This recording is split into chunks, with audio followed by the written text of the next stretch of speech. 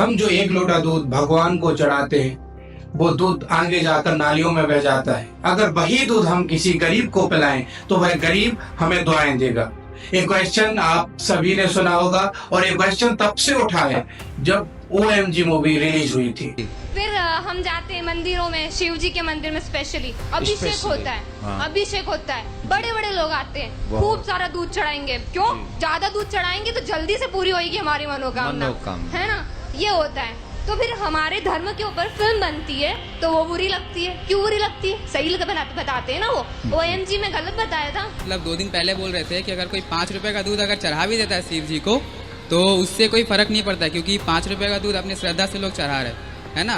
तो मेरा ये है कि अगर आज भारत में बहुत सारे शिव जी के मंदिर है और हर जगह लाखों लोग 5 रुपए का भी अगर दूध चढ़ा रहे हैं तो 5 लाख रुपए का दूध नदी नालों में बह जा रहा है। तो अगर उस चीज़ को गरीबों में बांट दिया जाए, उस पैसे का अगर किसी अच्छे काम में अगर लगा दिया जाए तो वो ये वेस्ट होने से अच्छा है, मुझे ऐसा लगता है। आपका क्या राय? आपने ये बात जो बोली है ये आपने पिक्चर देखकर बोली है। एक बार आपने एक बच्चे को बोला कि दूध डालना 5 रुपए का, उसका कैलकुलेशन एक बच्चे ने बताया इतने लाख का। मैं सच कह रही हूँ, मैं बहुत पहले वृंदावन आई थी, यहाँ बाकी बिहारी के, मेरे को नाम थोड़ा याद नहीं रहता है, उसमें बाल्टी भर भर के दूध डाल रहे थे। Why are you wasting so much of oil and milk on God? Where is it written कि God says मेरे को दूध देना? फिर वही दूध अगर किसी गरीब को पिलाया जाए। हाँ, अब आए आप मुद्दे पे।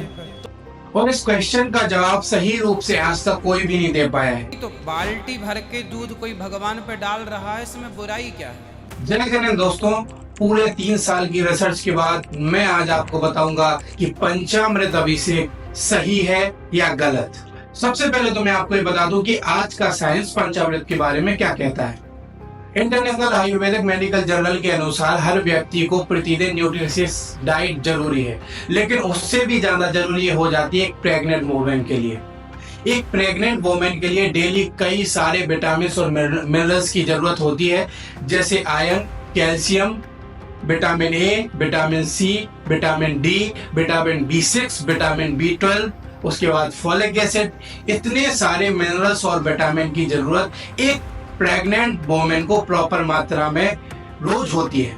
अब इस रिसर्च में साफ साफ लिखते हैं कि इतने सारे मिनरल्स और विटामिन एक प्रेग्नेंट वुमेन के लिए केवल पंचामृत से मिल सकते हैं।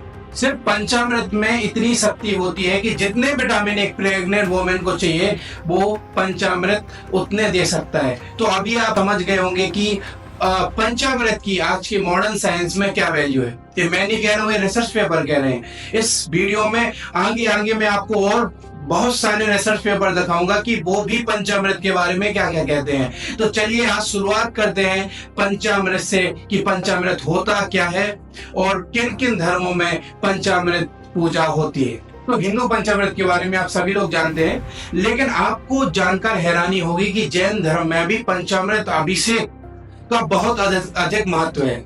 जैन धर्म के प्रतिष्ठा शास्त्र नामक ग्रंथ में एक श्लोक आता है, नीरम तनुरसश्चैव गौरस तृतीयम तथा पंचामृत मृति प्रोक्तम जिन स्पन कर्मणि। इसका अर्थ होता है नीर अर्थात जल, गौरस तरुरसश्चैव अर्थात वनस्पति संबंधी जितने भी रस हैं, गौरस तृतीयम तथा गौरस अर्थात दूध, दही और घी, इन 5 चीजों को मिलाकर पंचामृत होता है। और इस पंचामृत, इन्हीं पंचामृत से अभिषेक किया जाता है। सबसे पहले तो हम पंचामृत शब्द की तरफ देखें तो पंचामृत का अर्थ होता है 5 अमृत। 5 अमृत के नाम मैंने आपको बता दिए। अमृत का अर्थ होता है जिसमें जीवन देने की क्षमता है, अर्थात ये सभी 5 चीजें आपको जीवन देने वाली हैं। आप देख लीजिए, जल, दूध, दही, घी और वनस्पति रस, इनके बिना जीवन संभव नहीं है। ये शक्ति देने वाली चीजें हैं। तो इन 5 अमृतों से भगवान का अभिषेक होता था। अब अभिषेक की भी एक अलग ही प्रोसेस है। जब अभिषेक हम करते हैं तो भगवान को पांडुक शिला के ऊपर बैठाया जाता है। पांडुक शिला की आप बनावट देखिए, गोल रहती है, ऊंची रहती है, वो भी धातु की रहती है। मुख्यतः पहले चांदी की होती थी, लेकिन अब समय के साथ धातुओं में परिवर्तन आता जा रहा है। और उसमें निकासी के लिए एक नल टाइप का होता है, उस पर भगवान की प्रतिमा लाई जाती है और वो प्रतिमा अगर आप देखेंगे वो प्रतिमा मुख्यतः धातु की होती है, या तो चांदी की होगी, सोने की होगी, पंचधातु की होगी, अष्टधातु की होगी, पीतल की होगी। और जो बड़ी प्रतिमाएं होती हैं वो पत्थर की होती हैं और उसमें भी अधिकतम मार्बल की होती हैं, क्योंकि मार्बल में कैल्शियम और मैग्नीशियम दोनों की बहुत अधिक मात्रा पाई जाती है। तो इनके ऊपर 5 अमृतों से अभिषेक होता है। अब जब अभिषेक होता है तो इनमें केमिकल रिएक्शन होता है, क्योंकि जितने भी द्रव्य मूर्ति के ऊपर डाले जाएंगे, मूर्तियां धातु की हैं, और ये रिएक्शन होकर उनके गुण उस पंचामृत में आ जाते हैं। तो अगर आप आज साइंस में देखेंगे कि हमारे शरीर के लिए जो सोने चांदी जैसे मिनरल्स होते हैं वह बहुत जरूरी है, जो धातुओं के कण होते हैं। अगर आप प्लास्टिक में भी पानी पीते हैं तो आज रिसर्च पेपर ऐसे आ रहे हैं कि आपके अंदर जो माइक्रो प्लास्टिक होते हैं वो जमा हो जाते हैं, लेकिन वो हमारे शरीर के लिए हार्मफुल है। लेकिन जो मिनरल्स हैं, जितनी भी धातुएं हैं, उनके जो कण अगर हमारे शरीर में जाते हैं सोने चांदी के, तो वह हमारी इम्यूनिटी बढ़ाते हैं, हमारी रोगों से लड़ने की क्षमता को बढ़ाते हैं। तो पंचामृत अभिषेक कैसे किया जाता है? उसके बाद उसका जो गंधोदक है, पंचामृत है, उसको एक चांदी का बड़ा बाउल होता है, उसमें कलेक्ट किया जाता था। ये प्रोसेस मैं आपको बता रहा हूँ मुगल काल के पहले की। अगर आप हिस्ट्री को उठा करके देखेंगे तो मुगलों के आने के पहले इस प्रकार से पंचामृत होता था। लेकिन जैसे ही मुगल आए, उन्होंने क्या किया, मंदिर तोड़े। जिस मंदिर में अभिषेक पूजा हुआ देखा, मंदिर को ही तोड़ देते थे।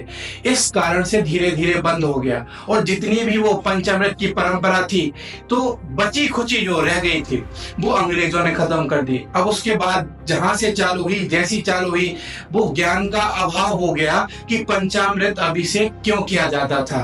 परंपरा थी इसीलिए लोग करते थे, लेकिन क्यों किया जाता था वो रीजन कहीं ना कहीं समय के अभाव के साथ गुम हो गया।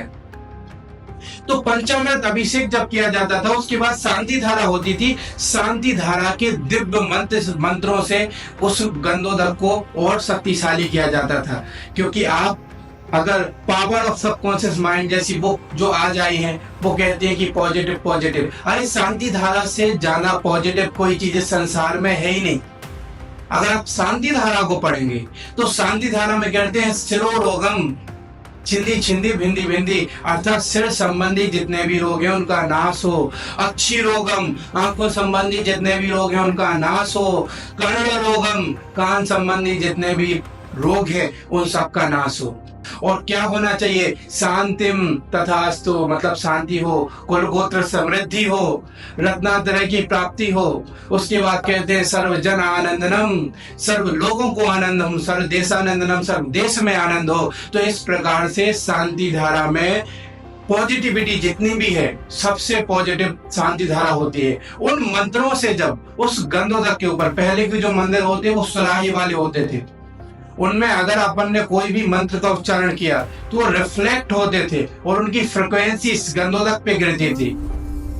तो वो जो मंत्र है उसकी शक्ति भी गंधोदक के अंदर आती थी, तो इतना पावरफुल हो जाता था। और उसके बाद का जो प्रोसेस था उसे वेस्टेज नहीं करते थे, उसे लोगों को पीने के लिए देते थे। क्या करते थे, लोगों को पीने के लिए आप द्रव्य लेके आते थे, जिस डिब्बी में वो द्रव्य चढ़ाते थे, और द्रव्य चढ़ाने के बाद वो पंचामृत आपको पीने के लिए दिया जाता था। आज भी ये हिंदू मंदिरों में परंपरा है कि पंचामृत अभिषेक को वो लोग चरणामृत बोलते हैं, उसको अभिषेक के बाद पीने के लिए देते हैं। पंचामृत तो परम औषधि है, उससे बड़ी औषधि संसार में कोई हो ही नहीं सकती। अगर आप डेली प्रॉपर अमाउंट में पंचामृत पीते हो तो आपको वात पित्त कफ तीनों रोग शांत रहेंगे। और पंचामृत में इतनी क्षमता है कि आपके मेंटल मानसिक रोग हैं उनको भी दूर करेगा। अगर आपको डिप्रेशन होता है, एंजाइटी होती है, तो भी पंचामृत समर्थ है उनको दूर करने में। तो ये जो प्रोसेस थी ये नष्ट हुई मुगलों के आने के कारण, और आज वही मुगल हमारे यूथ का ब्रेन वॉश कर रहे हैं, हमारे यूथ को भटका रहे हैं कि वो अपने धर्म से हट जाएं। और सबके पास एक ही क्वेश्चन है कि वो दूध दही जो है हम भगवान को चढ़ाते हैं, वो हम किसी गरीब को देना। अरे गरीब अमीर सबके लिए वो प्रोसेस थी, चाहे कोई गरीब हो चाहे कोई अमीर हो, जो भी मंदिर आता था सबको गंधोदक दिया जाता था, सबको चरणामृत दिया जाता था। और वह इतना हमारी हेल्थ के लिए इतना बेनिफिट देता है कि अगर कोई भी रोज पंचामृत का पान करेगा तो उसे कई बीमारियां नहीं होंगी। ये मैं नहीं कह रहा हूँ, ये आज की साइंस कह रही है। मैं आपको एक दूसरा रिसर्च पेपर दिखाता हूँ, international journal of Ayurveda and pharma research. इनके अनुसार ये कहते हैं कि स्किन को पोषण देता है, promoting healthy pregnancy and brain function को इम्प्रूव करता है। इसमें मेडिकल वैल्यूज पाई जाती है और ये हमारी बॉडी को हील करता है और हमारे इम्यून सिस्टम को मजबूत करता है। इसी रिसर्च पेपर में लिखते हैं कि ये जो पंचामृत की क्रिया है वो Hindu as well as Jain इनकी पूजा पद्धति में देखी जाती थी और इसे वह पूजा के बाद प्रसाद डिस्ट्रीब्यूट के रूप में करते थे। प्रसाद मतलब डिस्ट्रीब्यूट करते थे जब पंचामृत का उपयोग करते थे और पूजा में पंचामृत का उपयोग होता था।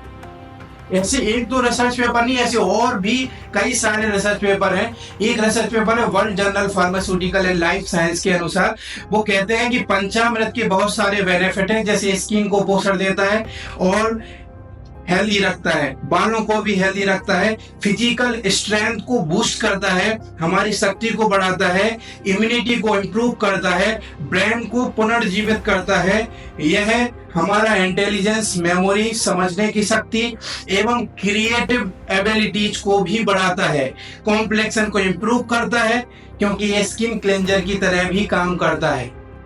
इतने सारे फायदे केवल पंचामृत के हैं और ये अलग अलग रिसर्च पेपर में, इसके लिए एक रिसर्च पेपर नहीं कई सारे रिसर्च पेपर हैं। और भी रिसर्च पेपर हैं जो मैं आपको बता देता हूँ। World journal of pharmacy and pharmaceutical science के अनुसार पंचामृत एक स्किन केयर का सीक्रेट है। इस पे वो पूरी रिसर्च लिखते हैं जिसमें वो लिखते हैं कि वो स्किन को पोषण देता है, कॉम्प्लेक्शन को इम्प्रूव करता है, इसे स्किन क्लेंजर माना जाता है, ये स्किन में हेल्दी स्किन सेल्स की ग्रोथ करता है और अंदर से स्किन को ग्लो करता है।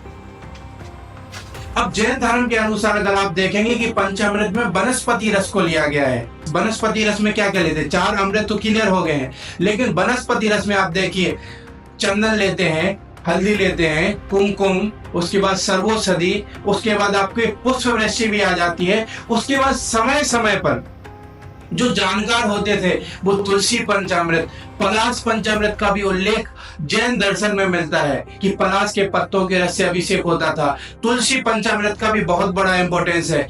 और भी जितनी भी औषधियां हैं और भी जितने भी जानकार लोग थे वो तरह तरह की औषधियों से पंचामृत अभिषेक करते थे।